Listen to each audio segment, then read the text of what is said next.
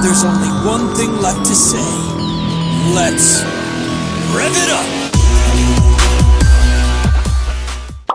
Alright guys, welcome back. Okay, so I'm gonna show you guys a combo guide with a Crystron deck that I've been playing with, because like I think it's pretty. It has potential, man. It's pretty damn good. Because when a deck can do something consistently, and its consistent result is having here we go. Is having this during your opponent's turn. Wait, that's wrong one. That's pretty insane, man. When you can have that during your opponent's turn consistently, that's insane, dude. And then like that's the whole strength of the deck, when it can do whatever it's meant to do consistently, and that's what makes a deck good. But then you have to look at the weaknesses. Like that's kind of like the catch. But I think this is good enough to take a look at it, because that's pretty insane, man. Black Rose and Trish wiping out their back row, because that's good. This is good against freaking Paleo and True Draco. That's freaking insane. And then this just gets rid of Zodiac setup, like they're trying to go off. And you just bring this guy out and just banish a rat. It's freaking crazy. And then similar situation with this, because this hits field, grave, and hand. And then Black Rose, just playing around a Black Rose, man. If you don't have the answer for it, that's just, you're just forced to do awkward things. But that's the whole point of me wanting to play it, because these 4 cards, man, make this deck seem worth it to play. Okay, so pretty much, let's look at the main key cards. Okay, so you have your Crystron Sofnir, Crystron Theistvern, Crystron Smiger, Crystron Prasio Turtle, yeah, pretty much. And then your tuners, of course, and then of course you have let me get this over here.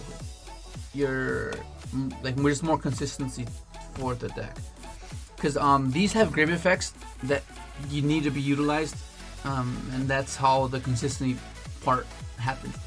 And so pretty much before this card came out, it was just this, and it was really underwhelming, because this pretty much unbricked your hands now. Like now at this time, this unbricked your hands. It's really, really good. So pretty much, for those of you that don't know what they do, this one you can discard a Crystron card and then discard a card you control. Well, normally you just pop itself, and then it floats into any of these Crystrons. So that's really good. And then you can float into little guys, and the little guys pop a face-up card you control and special Crystron tuner. But then you're restricted to only special summoning machine synchros for the rest of that turn. So the purple one, they all have different grave effects. Okay? So the purple one, you can benefit from your grave and add any Crystron. That's really, really good. And then the white one, you can benefit from your graveyard and add a Crystron trap, which is impact, pretty much. That's the only Crystron spell trap you play, because it's the most decent one. So that's really good. And then the green one, you banish it, and you can special summon any Crystron from your hand. So that's really, really useful. The more you play the deck, the more that comes up. That happens a lot. And then of course, when you pop a face-up card, you special tuner. And the tuner is really good because it plays around barrier. I think they had that in mind when they were making the archetype, because if you think about it, barrier stops synchroing, right? It stops synchroing. So what you do is you attempt to synchro. They're gonna either barrier you, if not, if not, then you'll get your synchro out, which is what you wanted in the first place. So what you do is you attempt to synchro summon. They barrier you. Okay, that's fine. They have a quick effect that they can synchro during your opponent's turn. So that's really good. And these guys just accelerate that process to getting this flowing. And one of the basic things you want to do, pretty much, is open up with one of these starter cards, pretty much. This sends any this sends any machine, this sends any water. Pretty much your whole deck is water, and then this sends a level 4 lower. So this is a bit awkward. So odds are you open up this more than this. This is only a 1-of. So what you do, because already you would need this. And pretty much to do the Black Rose play, you just need that and any Crystron in your hand to end with the Black Rose play.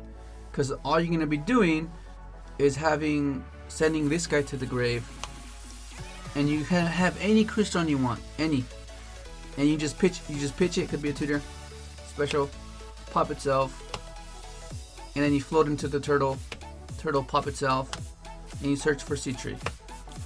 And then during their turn, you bring this guy back, and then you synchro into Quandax, and that's already Black Rose in itself. That's they have to play around the Black Rose. If they can't, then you're gonna live another turn, and then you're gonna have Grave set up, and that's gonna be insane. Because like with this deck, all you need to live one more turn, and by then you have Grave set up, and then that just snowballs into a freaking insane play. But yeah, that's pretty much the basic. But if you want to take it further, which is what you want to do, because I mentioned earlier in the video, you have the option to go Black Rose, Krish, or Gandirax, or Crystron Phoenix. So what you do is, for that play, you just need to find a way to get to him, because he's gonna add you the Crystron Impact, which is what allows you to do that play. Okay, so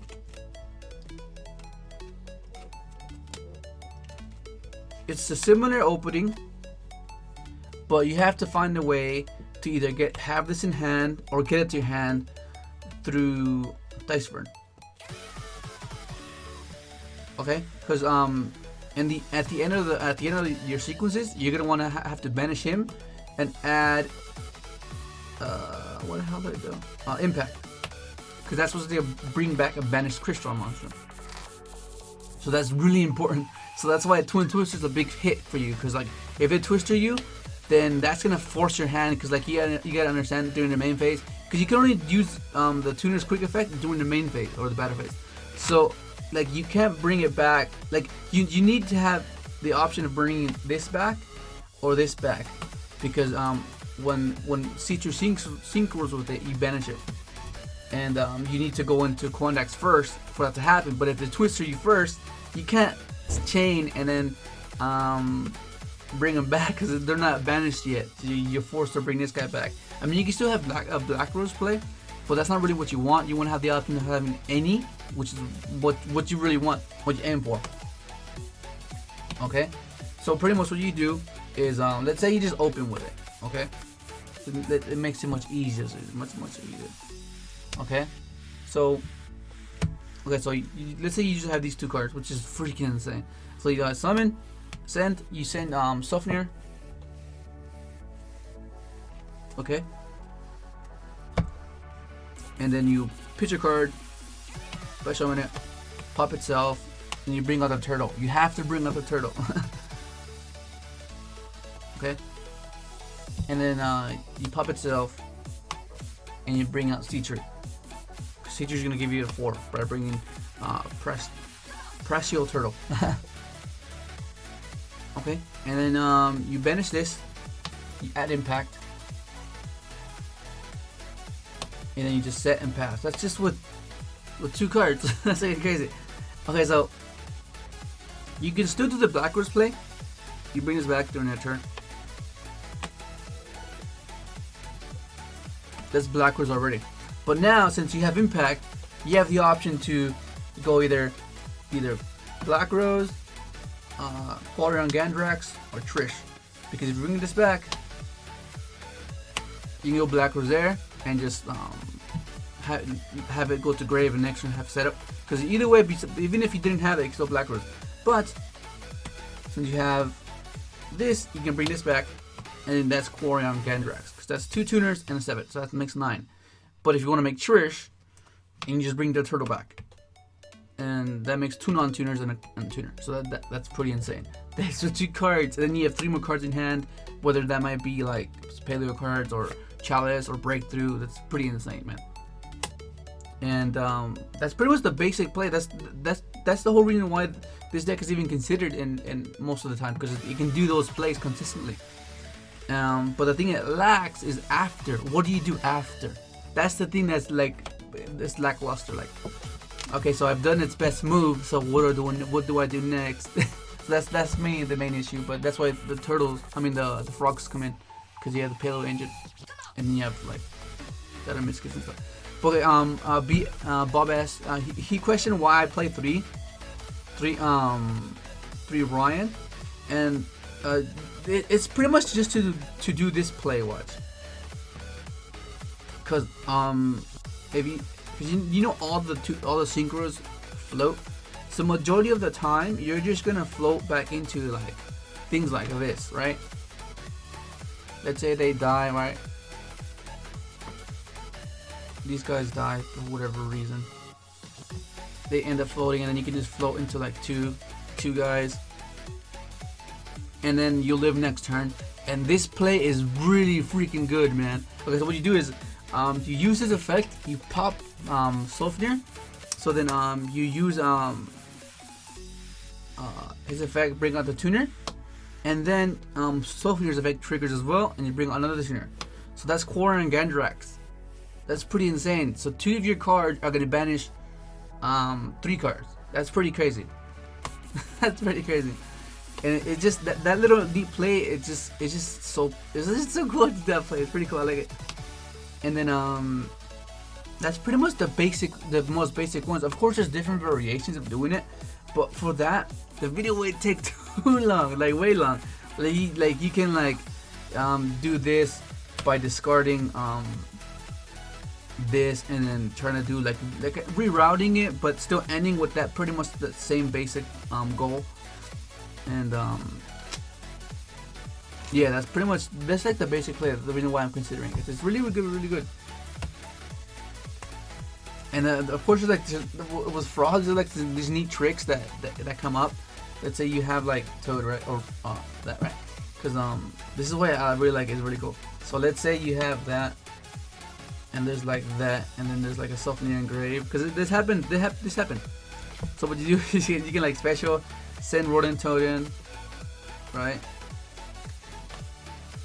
And then you have this set, and then you can like impact, bring this back, activate effect, bounce this back, and then pitch for Sofnir, and then pop itself, and then just go off that way. Like those little neat tricks. Like there's more of those intricate plays, but I think I would have to separate the video for that. But as of right now, that's pretty much what the basic initial play is, and why it's considerable, because you can do that consistently.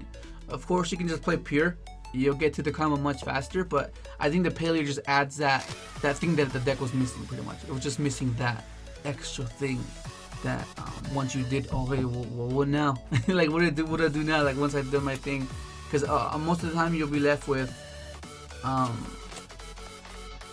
this guy, right? You'll have, I mean, it floats, which is always good, but like you'll have this and like a back row with like it'll be like a breakthrough or something, a chalice, a breakthrough or something, or like or any of these.